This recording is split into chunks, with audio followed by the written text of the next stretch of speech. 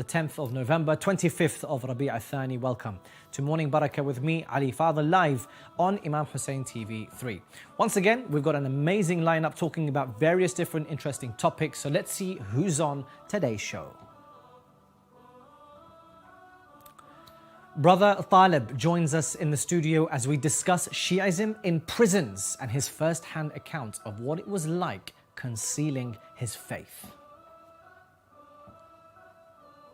On the hour, we've got the servant of Imam Hussein alayhi salam, Hussein al-Sukhni, and we dissect the development of the Majalis al-Husayniyah on the hour. And News of the Week is back with some interesting and critical news pieces coming to you by Shia Waves Agency. So very much looking forward to today's top discussions, both of which I'm sure we'll all learn a great deal. And that's on the menu for today. Hi there and welcome to the show. With all calamities and afflictions going on around the world, people suffering, children dying, families ruined, we call on the name of the awaited Saviour, Imam al-Mahdi Ajjallahu Ta'ala Farajhu Sharif, to bring peace and justice to this earth. A dua that I came across earlier this week, Dua Azam al-Bala, taught to us by our master, Sahib al-Amri wal-Zaman, Imam al-Mahdi Ajjallahu Ta'ala Farajhu Sharif, is recommended to be recited by our scholars and brings immediate help from our living Imam. It is recited in times of extreme grief, trouble, confusion, and even the first line of the dua is so telling. O my Lord, Ilahi, O my Lord, the calamity has aggravated, the absence prolonged. So we ask Allah subhanahu wa ta'ala in the name of Imam al-Mahdi Ajjallahu Ta'ala Farajhu Sharif to alleviate the pain and suffering of all those who we know and don't know but we see through our phones. So connect to Dua al-Ahad and make your allegiance to the Imam of our time, Imam al-Mahdi Ajjallahu Ta'ala Farajhu Sharif, and I'll see you in a couple of minutes. بسم الله الرحمن الرحيم اللهم صل على محمد وآل محمد اللهم رب النور العظيم ورب الكرسي الرفيع ورب البحر المسجور ومنزل التوراة والإنجيل والزبور ورب الظل والحرور ومنزل القرآن العظيم ورب الملائكة المقربين والأنبياء والمرسلين اللهم إني أسألك باسمك الكريم وبنور وجهك المنير وبنور وجهك المنير وملكك القديم يا حي يا قيوم أسألك باسمك الذي أشرقت به السماوات والأرضون وباسمك الذي يصلح به الأولون والآخرون وباسمك الذي يصلح به الأولون والآخرون يا حيان قبل كل حي ويا حيان بعد كل حي ويا حيان حين لا حي يا محيي الموتى ومميت الأحياء يا حي لا إله إلا أنت اللهم بلغ مولانا الإمام الغادي المهدي القائم بأمرك صلوات الله عليه وعلى آبائه الطاهرين، عن جميع المؤمنين والمؤمنات في مشارق الأرض ومغاربها، سهلها وجبلها وبرها وبحرها، وعني وعن والدي من الصلوات زنة عرش الله ومداد كلماته وما أحصاه علمه وأحاط به كتابه. اللهم إني أجدد له في صبيحة يومي هذا وما عشت من أيامي عهدا وعقدا وبيعة له في عنقي لا أحول عنها ولا أزول أبدا. اللهم اجعلني من أنصاره وأعوانه والذابين عنه والمسارعين إليه في قضاء حوائجه والممتثلين لأوامره والمحامين عنه والسابقين إلى إرادته والمستشهدين بين يديه. اللهم إن حال بيني وبينه الموت الذي جعلته على عبادك حتما مقضيا فأخرجني من قبري مؤتزرا كفني شاغرا سيفي مجردا قناتي ملبيا دعوة الداعي في الحاضر والبادي. اللهم أرني الطلعة الرشيدة والغرة الحميدة واكحل ناظري بنظرة مني إليه وعجل فرجه وسهل مخرجه وأوسع منهجه وسلك بي محجته وأنفذ أمره واشدد أزره واعمر اللهم به بلادك وأحيي به عبادك فإنك قلت وقولك الحق.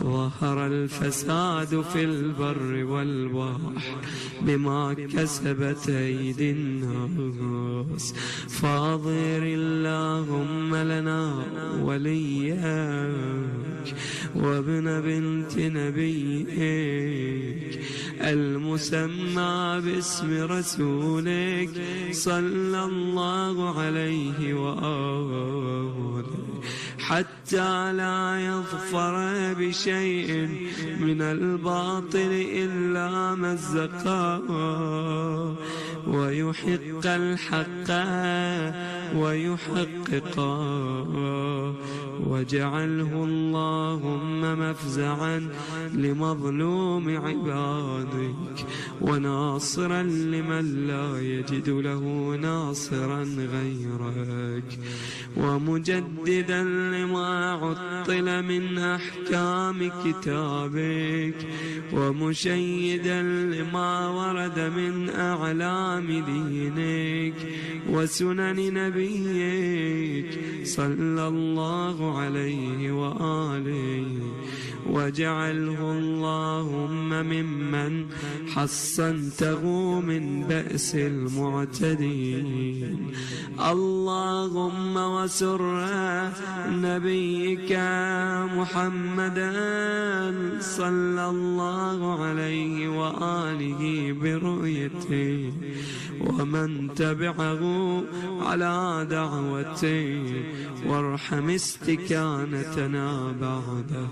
اللهم اكشف هذه الغمة، اللهم اكشف هذه الغمة عن هذه الأمة بحضوره، وعجل لنا ظهوره.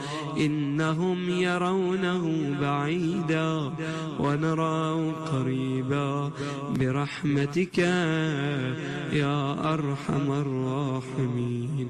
ثم تضرب على فخذك الأيمن بيدك 3 مرات وتقول كل مرة: العجل العجل يا مولاي يا صاحب الزمان، العجل العجل يا مولاي يا صاحب الزمان، العجل العجل يا مولاي يا صاحب الزمان.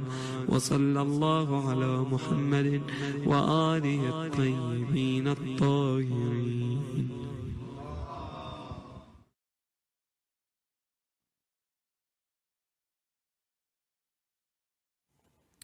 Welcome back, dear viewers. You're watching Morning Baraka live on Imam Hussein TV 3. Now, Muslims in prison is a topic that is highly sensitive and probably gets little coverage. The rise of people converting to Islam in prisons is staggering, all due to certain ideologies pumping literature into the prison systems. The whole concept of confinement is reflection, time for those serving to reflect upon their actions and then taking steps to reform their lives. Many in confinement turned to Allah subhanahu wa ta'ala or God for that reform. But what type of literature are they given? Which books are they given? Who is guiding them? Which scholars are actually speaking to them? One brother who I should mention first and foremost is incredibly brave to come onto the show, that has featured in many podcasts and interviews before this one, and who I am very, very grateful to have on is Brother Talib. So, Brother Talib, thank you so much for being on the show. Assalamu alaikum. Look, first and foremost, I guess I wanted to ask about, in general, how do people practice their faith in prisons? Well, most of the time you would be in a confined space on your own or with someone. So you would practice yourself, like prayer and stuff like that, and try to get literature from the library or books or CDs that some of the brothers have on the wing. Okay. And then once or twice a week, mainly Fridays, but sometimes there would be a midweek session where the Muslims would be able to go to the like faith center, and converge and meet up and practice like Friday prayer together, etc. So most of the discussions when you do meet up, is that specifically a religious circle, or is that where you can talk about anything? Yeah, so on a Friday, typically, let's say you would go for Jummah. Okay, so it's dedicated for Jummah? Yeah, you would pray, and then after there would be like half an hour, 45 minutes for people around the prisons that may not see each other day to day to converse and speak and socialize, etc. So what type of literature was available then for you in terms of books or magazines or CDs? What was actually the topics on those literature? Mainly like on your, like you get a sheet where you can order stuff for the week, so you could order like a Quran, and this would be a Quran with a translation, obviously, of English, and then some tafsir added to it. I think it's like printed from Saudi Arabia, and it has some tafsir from Ibn Kathir or other scholars, like indoctrinated into the text. So were you aware of differences between scholars and sects before you saw those books, or any book about Islam is Islam? Yeah, at first you're just reading, like you want to know about Islam, you've got a thirst for knowledge, so you're picking a book, you're opening it, you're not worrying about who this scholar is or that, you're just thinking this is the main representation of Islam. Okay. And so when did you start finding out about the differences then between, say, Sunni and Shia and stuff? Yes, I heard a Shia brother of mine, he was having a conversation with a brother about the Battle of Jamal. Not a deep discussion, not a debate or nothing like that, just a general discussion. And then he started talking to me about the differences, explained to me that he's Shia. And I remember he came to my room and he was like, what books have you got in here? And he looked around and he was like, all your books are from the same place. You know, get books from different places and look into different things. And yeah, I just started looking into matters myself. I had friends on the outside and they could provide me with books, etc. Okay. So in terms of like, say, videos or lectures, was there anything that was your go-to? Did you go to any videos online? Is there anything online that you could see? Obviously, when you're confined in prison, you don't have access to online. Okay. But fortunately for us, we had a phone, and I would go and I would see some lectures from, say, Ziyara and other speakers from the UK that would like just be easy learning. I call it lazy intellectual. Yeah, You know, yeah. Watching YouTube and gaining what you can from lectures. So how did you then practice your faith? Because I've heard stories, and you know that it's quite notorious and it's quite dangerous actually to practice your faith. There's a lot of groups that stay together, and it's very, and I don't want to use the term Wahhabi, but like that kind of Salafi ideology. And if you're against that, you know, it could be a dangerous place for you. So how did you manage to practice your Shia faith? Yeah, so it's just time and place really. Like the place where I was, luckily, it was low security. Okay. There wasn't that kind of atmosphere. Okay. But other prisons are known, like notoriously known to be Yeah. Salafi dominated, Okay. Muslim dominated prisons, Okay. where it would probably be much harder, you know. So there are actually prisons who are like Muslim dominated and Salafi. 100%. There's wow. prisons, like we call them factories, you know, like you said in the introduction, people are converting at an alarming rate. Certain prisons you go to, it's easier for you to be Muslim, you get better food, obviously halal, you get protection, and it's kind of like forced dawah upon you. Like I remember a friend told me he was Forced dawah? Yeah, a friend was unfortunately served in prison in one of these prisons, and he said like it was a struggle for him to remain non-Muslim, because he was a non-Muslim, this guy. And he done it, but he said many people, they would turn Muslim, and then he would see them later on in the sentence in different prisons, and they would no longer be practicing. So, this is a thing that's well known. It was forced on them to be Basically, to be like, Muslim. yeah. Wow. So look, prison is supposed to be a time for reflection and real reform. Did you find that with the Shia literature that you had available to you? 100%. From the Quran, we hear about the story of Yusuf alayhi salam being arrested and being put in prison, and then we hear about his experience. And then when I started looking into the Shia literature, obviously I learned of Imam Musa al-Kazim alayhi salam, you know, the son of Jafar al-Sadiq alayhi salam, and his struggles and how he was in prison and all the tests he went through. And from that, you gain massive strength. Because you have someone who thinks this is the family of the Prophet sallallahu alaihi wa alihi, and he's going through a harder test than what I'm going through. So you mentioned interestingly that, you know, it's some of these prisons are factories where there's a lot of Wahhabi and Salafi ideology just being pumped into that. How do we counteract that with a bit more of a balanced view of Islam, i.e. Shia Islam as well? It would take people from like the Shia community that have good relations with, say, the prison system or their local MPs to speak to the prison system, because I know there would be some type of hesitance to introduce different type of doctrines in the prison because it could cause conflict.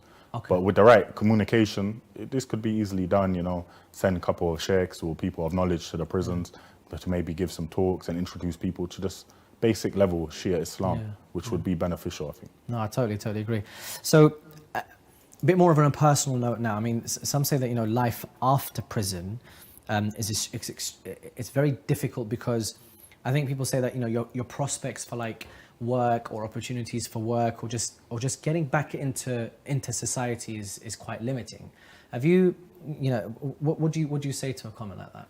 Is 100%, definitely. For me, alhamdulillah, I've got a good infrastructure, a good support system. But the main thing that I noticed, like my insurance went up on my car.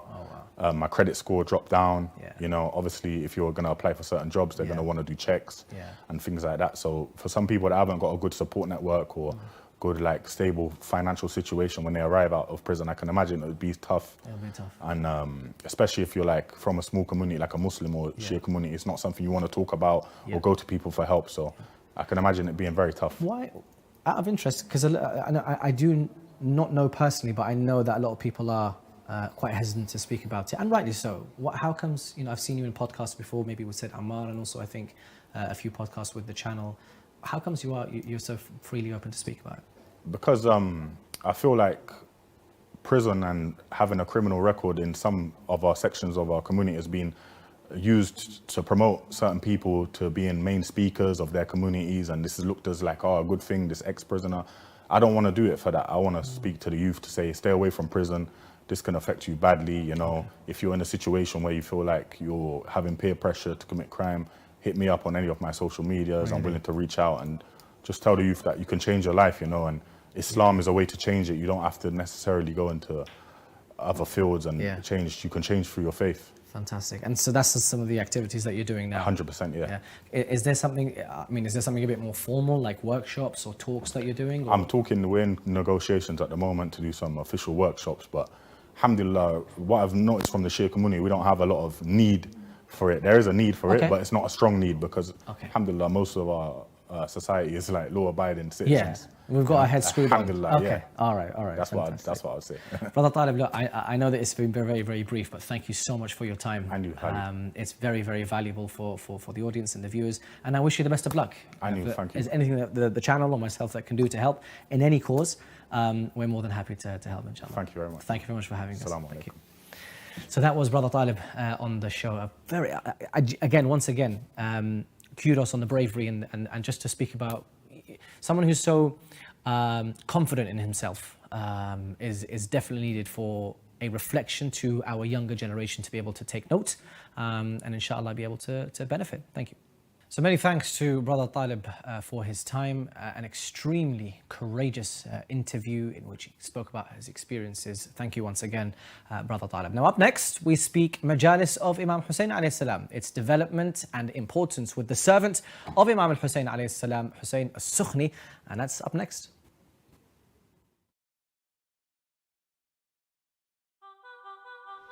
Jiddu, I need to tell you a secret. I had an exam today and I cheated on the exam, and to be honest, I feel like it's eating me up inside as if it's haram. Your father used to do the exact something and would always get in trouble. But you have done it now and cannot go back. I don't know if it is haram. Khair inshallah. Thanks, Jiddu. Jiddu, I wanted to ask if it's halal to buy lottery tickets. They're so cheap and we could make a lot of money. I don't know if it is halal or haram, but never think about something like that again. Okay, I was just asking.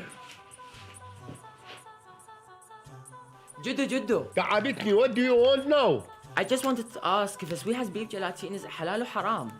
You're supposed to check it before buying it, not after. I don't know if this is halal or haram. Okay. What now? I am trying to relax. Why do you keep asking me? تعال هنا الخاطر الله. Just go watch Ahkam SOS. Any question you have, they can answer you. You can call them, message them, anything. Ask as much as you like. They can answer any question from any marja, okay?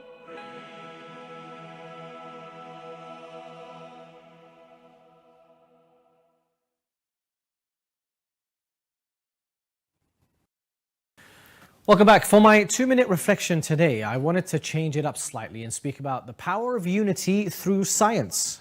We've seen how miraculously the Holy Quran has revealed scientific theories discovered today expertly, leaving scientists with two decisions: ignore or embrace. But for discussion's sake, the power of unity has demonstrated through the lens of science as a remarkable testament to the fundamental principles that govern our universe. In the world of physics, for example, we find a profound example in the concept of synergy, where the combined strength of multiple forces or particles is far greater than the sum of their individual potentials. This principle is encapsulated in the fundamental law of conservation of energy, which tells us that energy cannot be created or destroyed, but only transformed. When particles come together in unity, their collective energy can be harnessed to achieve incredible feats, from powering our cities with electricity to propelling spacecrafts into the cosmos. In biology, unity is equally evident through the power of cooperation among organisms. Ecosystems are a prime example of this synergy, where countless species interact and rely on each other for survival.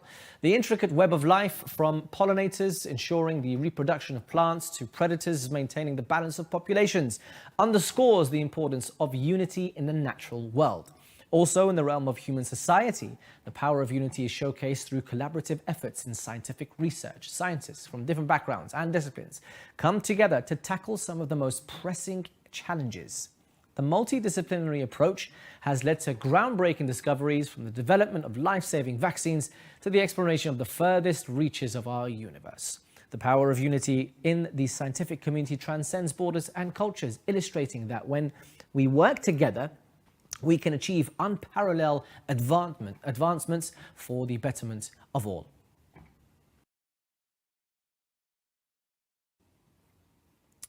The Majalis of Imam Hussein alayhi salam, a tradition deeply rooted in Islamic heritage and especially the Shia tradition, and one that really binds together all factions of Shia society.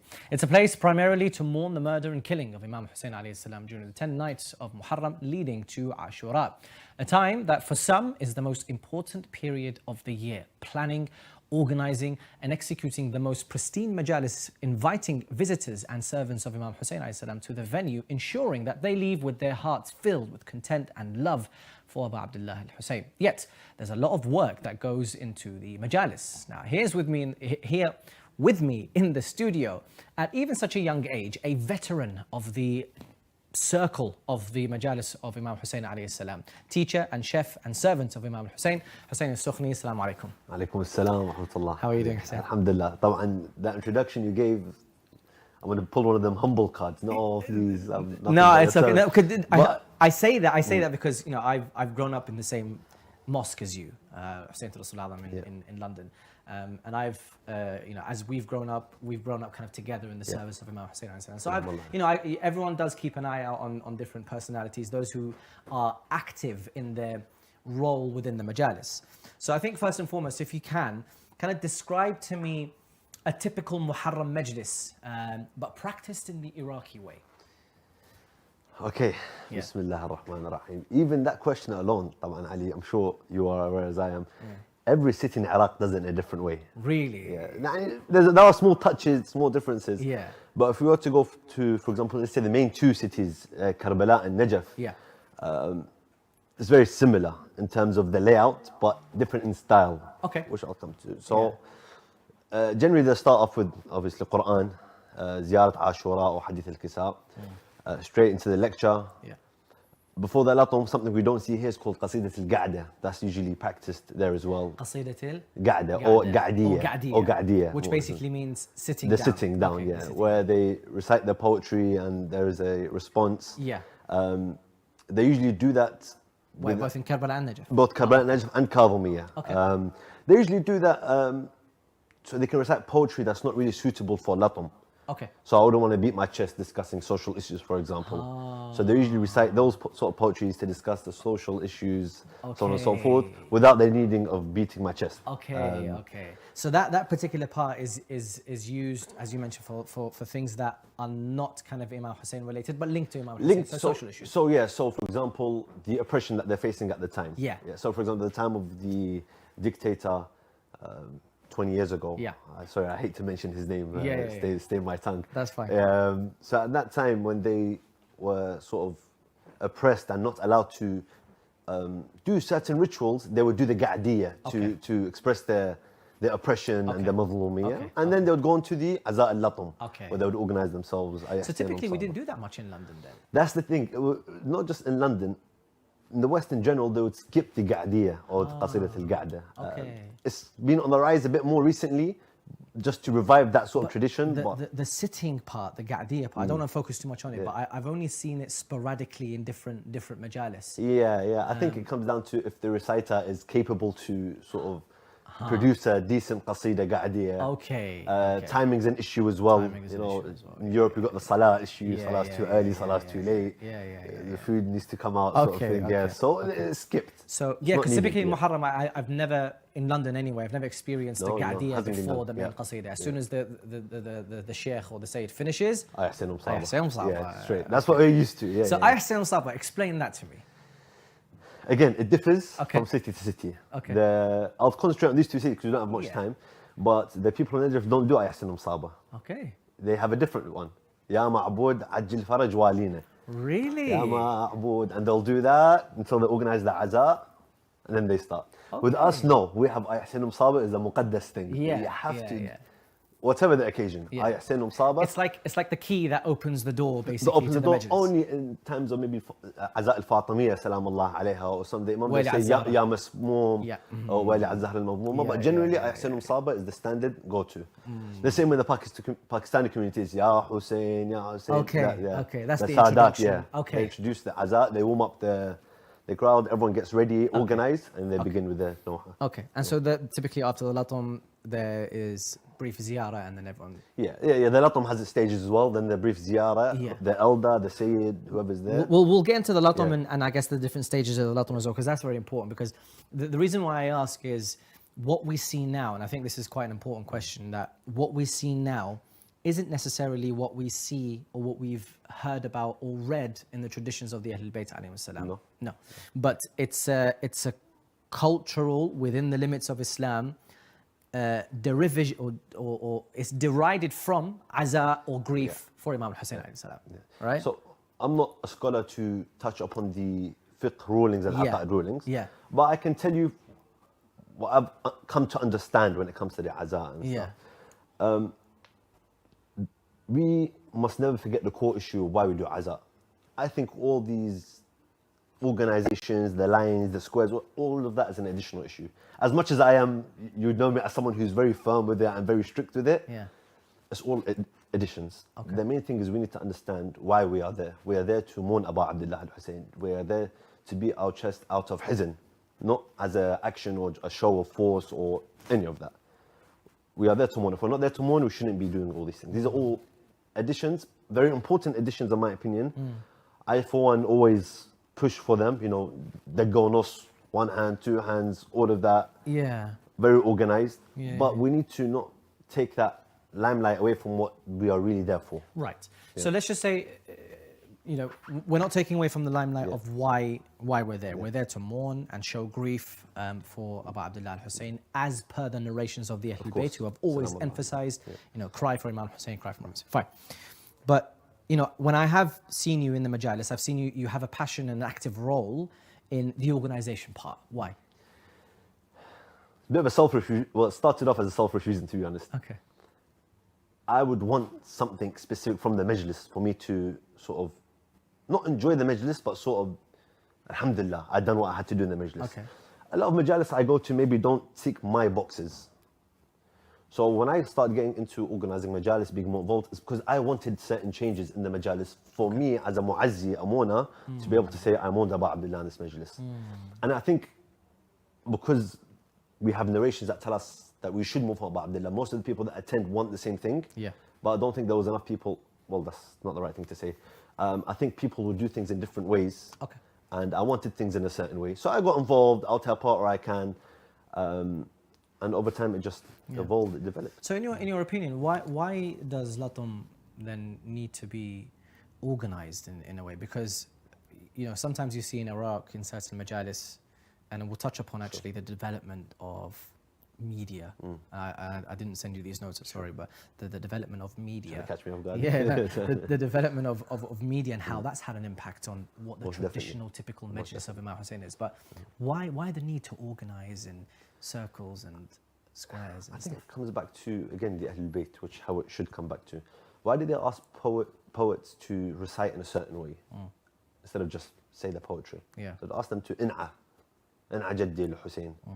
Is to sort of spark emotions in the people. Okay. And I think nowadays it's developed more technology, more things, more ideas. That's what added onto it. So when I put the sawad up, it's to spark the emotions, to show the signs of mourning. Yeah. When we put the sound effects on the systems, it's just to give it that effect, that sound effect, the sadness. I think that's what it comes to. When I organize the azat in a certain way in squares, so it's unified. People don't need to. It creates more of an atmosphere. It's not like a dry vibe, let's say. Yeah. It all plays its role. It all plays its role.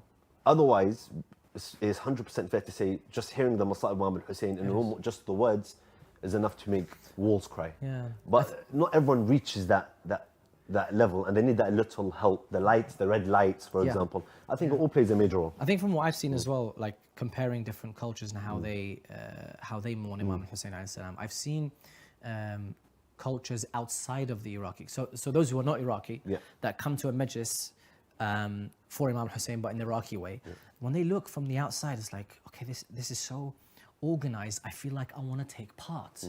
I want to take part in this expression of grief. They can literally stand in the back and perform the latum, but they want to take their top. They want to be part of the square. They want to be part of this this atmosphere. And I think that's what really does increase their love for Imam Hussein. So the need for it to be organized is for the audience to make sure that they're still connected with everything, with the latam, with the latam. Okay, so actually let's talk then about Iraq and what you've seen now in Iraq, because now what we see in social media and YouTube with likes, these ROID, these reciters, they emphasize on the fact that everyone have to, keep their tops on, and there's cameras and all these lines. I know you have your so all of these lines now, and they're even now to the extent where their sound is being post-edited so that it's studiofied, and then there's loads of little everything, all of that. jingles coming on as well. What do you think about that? I mean, what's going on there? I'm very traditional, Ali. I know I'm very traditional, very, tops off, squares. No cameras. If there's no cameras, happy days. If there's a camera, no problem. Yeah. Phone if you want to record. Yeah. That's my way of thinking. It's important to record and document majalis. The same way I like to attend majalis, I like to watch majalis and learn from them at the same time. And again, like I said, every region differs. I, for one, I'm not a fan of. Again, I don't want to say that because Sha'a'ir Imam Hussein, everyone does it in a different way, and kudos to them, and I support them, and I'll push them, and if they need my help, I'm there to help. Yeah. But it's not my vibe per se. I think it's starting to take away from the sadness of the occasion, the azaa, the mourning. I think it's more becoming a ga'diyah in latum. The poems that are being recited are more, we're walking, we're eating food on the way. Nice, no problem. It's catchy. Okay. But I don't want to be beating my chest to that. Right. When I'm beating my chest, it needs to be on heavy words, that the calamities that Abu Abdullah went through. I don't want to be hearing about the coffee that was served on the way of Karbala and beating my chest. Okay. That stuff, leave it for the Ga'di. That's why that Ga'diyah, I mentioned it, is very important to be added to the majalis. So you can get all that stuff out of the way there. So here's a question. When I do watch these videos, I see people that are very, very emotional. They're crying, and I guess it's up to the reciter to be able to extract those tears from them. So you also get a lot of people that are laughing in the videos. Yeah, you do. And you can argue it's a laughter of pride when they say Abu Fadhil entered the. Yeah. I'm proud. Yeah, and there's a smile. And there's a smile. Yeah, when it's istithna'i, as we say, when it's ad hoc, when it's okay, it makes sense. But when it's throughout, I just can't. I can't connect with that. Yeah. So you'd much rather just strip away all of these fancy lights and these cameras and the action and all of that. Take it back to what it was. And just let's keep it traditional, and the traditional is let's connect to the words of Imam Hussein. Think about it this way. You've been to Ziyara plenty of times. You've seen the majalis bain al-haramain. Oh yeah, they're fantastic. Is there a sound system? No. Is there a camera? No. Is there lighting? No. Nothing. No. It's just him, his voice, and the circle. His voice and the matamis or the latame. He's reciting. You got the kings either side of you. Yeah. You're on the land of the musibah. You're crying. You're beating your chest. That's how we should always come back to. And I think so. I lived in Iraq for 2 years, and I've done a few shows from Iraq as well for the channel. Those 2 years actually opened my eyes to the different. To the azaa of Imam al-Hussein. We sort of done it a certain way before then. I went to Iraq, I came back, I was like, guys, listen, it's different, Okay. We're doing good, but we need to improve ourselves, we need to... So would you consider Karbala being the hub of how it's Karbala supposed is to be? the university of Sha'a'ir al-Hussein. Okay. I'm not saying this because I'm Karbala. Right, Karbala, now we got somewhere, okay. Karbala is the epitome of azaa. Okay, so every Radud we've spoken to, every Radud that's come to London, the Nawhakhun or the Maddah, they would always come back and say, the majlis I had in Karbala. Okay. What a majlis, Yeah. Me as a matami, as a latam, that majlis in Karbala, I can never forget it. Till now, there's majalis that I'll never forget in Karbala. Yeah. And that's what we want it to be, we want that to be instilled in us. Those are the sort of majalis that we need to be. Even Ahl al-Najaf, coming from someone who's from Karbala, saying this, because there's that one. Yeah, that one. We don't want to get shed light too much on that, but yeah. Their majalis, mashallah, they've kept to their traditions. They've kept. I love taking part in that azaa, to be honest. Their reciters, they've stuck to their ga'diyah as well, Yeah, they are. And so one time, I think a couple of years ago, I remember speaking to you, and you were like, "Yeah, I'm going to Tanzania." I'm like, "What are you going to Tanzania for?" He goes, "Yeah, I'm going to organize their latam." I'm like, well, I was scratching my head. I was like, how did this happen? I think that's the first time. So you invite a speaker, you invite a radud, you invite a poet. That's the first time I think they've invited someone to organize latam. Latam. Tell us about that experience. How did that work out? So that's a weird one because, again, I'm very Karbala'i, my organization is a bit different. Yeah. But I was also involved in a lot of Pakistani majalis, a lot of Iranian majalis. Yeah. I've had a lot of experience in Yeah. different majalis. Yeah. And I think one of the brothers who were organizing that majlis, he saw that. Okay. So he goes, look, Sukhni, they call me Sukhni. He's like, Sukhni, you know, our majalis are good, they're big, but there's no passion, you know. Yeah, there's no yeah. passion, there's no aggression, Yeah, none of that. So he's like, Okay. I'm inviting this Saladud, please, can you help me? Really? Yeah, I was like, listen, bro, I got an exam on Monday. Yeah, I had an exam on Monday. I had an exam on Wednesday. Okay. But it's a majlis. I can't say no to it. So this is a whole new, another topic, which Yeah, I'd love to discuss with you yeah. at another time. We'll definitely get into that another time, yeah. But okay, I yeah. was like, it's a majlis. He's like, please, please. I was like, no problem. When and where? Boom, boom. He sent me the ticket straight away. No My way. name. I just had to check in with my passport number. I MashaAllah. was like, that's it. We went for 2 days. Really? I went to Africa for 2 days. Where did you go? Dar es Salaam? Tanzania, Dar es Salaam. I didn't even go to brilliant. Zanzibar, unfortunately. You didn't? I didn't even go to a safari. That's No. Yeah. Well, I mean, look, it's majalis. So It's no, 100% it's Yeah, Majalis. yeah, yeah, it's But if someone Majalis. goes to me, oh, how's the safari? I didn't go to the safari. So okay, so I mean, one of the questions that I had is that you have experienced and seen different cultures and different expressions of grief from different countries. So you mentioned the Iranian style, there's the Iraqi style, Lebanese style, there's the Pakistani style. Even the Khajas have their own style. Zanzibar has their own style, Yes, by the way. definitely. Which one has stuck out the most for you? Is the most that you want to connect with outside of the Iraqi one? Outside of the Iraqi one, so in London, I still, till this day, go weekly to the Pakistani Majlis. Yeah. Whether there's a martyrdom commemoration or not, they uphold the Azza of Imam Hussein. Okay. And they uphold it like it's the day of Ashura. Okay. So in terms of passion, I think the Pakistani culture, my problem is I don't understand the language. I pick up words here and there, but I sort of envision my own musiba while they were saying. Okay. Yeah. After that, I'd say it's the Persian because I understand it a bit more. Okay. And it's you can feel the emotion in it. fast. It's faster, you can feel the emotion. Yeah. But the number one place has to be the Karbala Azza. Really? Yeah, it Yeah, has of to be, course, yeah. of course. So the reason why I asked is because you take part in the Pakistan. What's the major differences between them, if you can? So it's more rhythm, to be It's more honest. rhythm, It's yeah. more rhythm more than anything. Like I said, these stuff are just add-ons. Yeah. If the place if I feel the emotion and the tears coming from the people's faces and the azab, Imam Hussein, I'm there. Whether I understand you or not, I'm there. I want to feel that. I want to feel that the pain. I want to cry for Imam Hussein. That's all I can ask. That's all I pray for. Allahumma rizqna dama'a ala al-Hussein. May Allah grant us the tear for Imam Hussein. Yeah. Because even that is tawfiq. Even that's tawfiq, you know. And so it doesn't really make a difference to me as long as I feel that. But when it comes to the differences, I think that's something that each culture takes their pride in. Okay. And I think that's a good thing.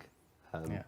So the Pakistanis, they have their Sadat, Ya Hussein, for a good 10-15 minutes. That's my favorite part. Just, yeah. Because I don't understand. Yeah. And the name of Imam Hussein is all I need to cry. Yeah. And they go at it, mashallah. Then they read 1, 2, 3 Nohas. And they conclude that way. Brilliant. Well, I mean, look, again, this discussion, I'd love to have more with you. You know me. This is my topic. I can go on for days on this one. Yeah. And we have. I'm really interested in finding more about the traditional side. Like, for example, the whole Gadiyah thing is something that was. I knew of the Gadiyah, but it's quite new to me that actually it was part and parcel of what a majlis is supposed to be. So all of this stuff is interesting for the reason why it's interesting for the viewers, hopefully, is because we want them to connect to the majalis, and we want the majalis to be attractive in a certain way. Yes, it's a sad occasion, but we want the younger generation to understand that there is a heritage. I know sometimes it comes off as we're happy that but it's more of pride that we have the tawfiq and the blessing to be able to take part and mourn for Imam Hussein. Inshallah, we always will. Servant of Imam Hussein alayhi salam, Hussein Sukhni, thank you so much for your time. Thank you for having me. Really appreciate it. Thank you very much. So many thanks to Hussein Sukhni, a dear friend of mine, a younger brother. And we thank him for his time, and inshallah we'll see him many more times on Morning Baraka, but we'll have to see. On that note, coming up next on Morning Baraka, all of the important headlines from Shia Waves Agency this week. Stay tuned.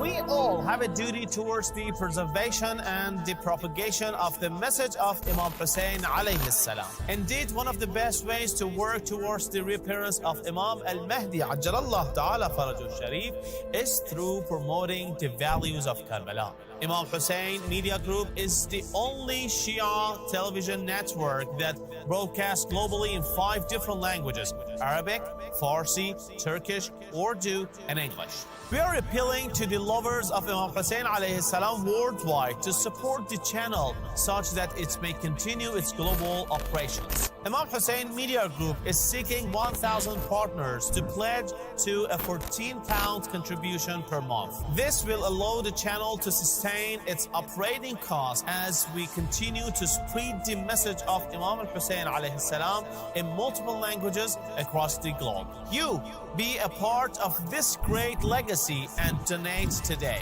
You can pledge in 2 ways. www.imamhussein3.tv/donate will take you direct to our donation page where you can pledge monthly. Or you can call or WhatsApp us on 0044 793 9917163. Imam Hussein TV, your gateway to Karbala.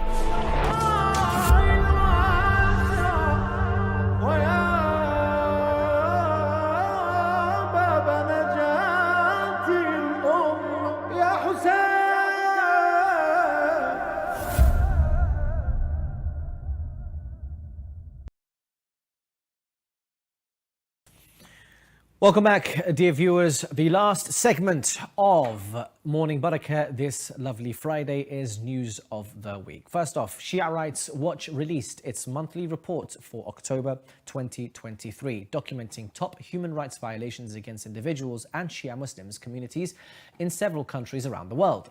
The report covered Afghanistan, Pakistan, Bahrain, Kuwait, Saudi Arabia and Iraq, and highlighted the most prominent human rights violations committed against Shia Muslims from October the 1st, 2023 to November the 1st, 2023. In Afghanistan, the report documented the ongoing plight of the Hazara Shias, including deliberate killings, suppression of religious freedoms, and the erasure of the identity of an entire people. Moving to France, and against the backdrop of tension and escalation of racist and xenophobic acts in France, the mosque in Nanterre, France, received a racist threat.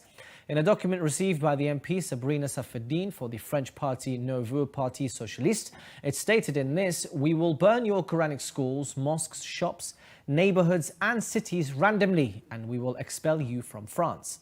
This threatening message was met with strong condemnation by a few MPs who are still concerned about the security of citizens, regardless of their religious affiliation, and others surprisingly ignored it. For its part, the French Council for Islamic Religion condemned the threatening message, saying, "The Council strongly condemns the threatening message targeting Muslims in France, which was received by the Nanterre Mosque, stressing that this type of message is the result of hate speech that was made by those who link French Muslims to potential terrorists." And lastly, in Pakistan, a group of Shia religious scholars in Pakistan rejected the new national curriculum, which they say contains false information about Shia Islam. The scholars say that the curriculum is inflammatory and does not represent the true teachings of Shia Islam. Local media outlets reported that Shia scholars demanded the establishment of a unified Islamic curriculum that is acceptable to all religions, all sects, as well as sending a message to the President, Prime Minister and governors regarding the proposed curriculum and their confirmation on the inclusion of the curriculum of the thoughts and teachings of Ahlul Bayt alayhim salam. The reports added that the scholars considered this curriculum to be controversial and does not carry any national or religious character due to the exclusion of the true concepts of the Shia sect and the fabrication of lies against it. And that was the latest, or not the latest, but the most critical news coming to you from the Shia Waves News Agency. We've had a fantastic show, a heartfelt interview with Brother Talib, looking into prison systems, his Shia faith, and what we can do more in order to implement Shia teachings within the prison systems, as well as what we can do and what he's going to do in order to tell our youth, stay away from the prisons. And then we went to Hussein Sukhni, servant of Imam Hussein, talking about the development of the Majalis al-Husayniyya. And that was today's show. However, we always finish, as always, oh Allah subhanahu wa ta'ala, please make the beginning of this day of mine righteousness, its middle prosperity, and its end success. Wassalamu alaikum wa rahmatullahi wa barakatuh.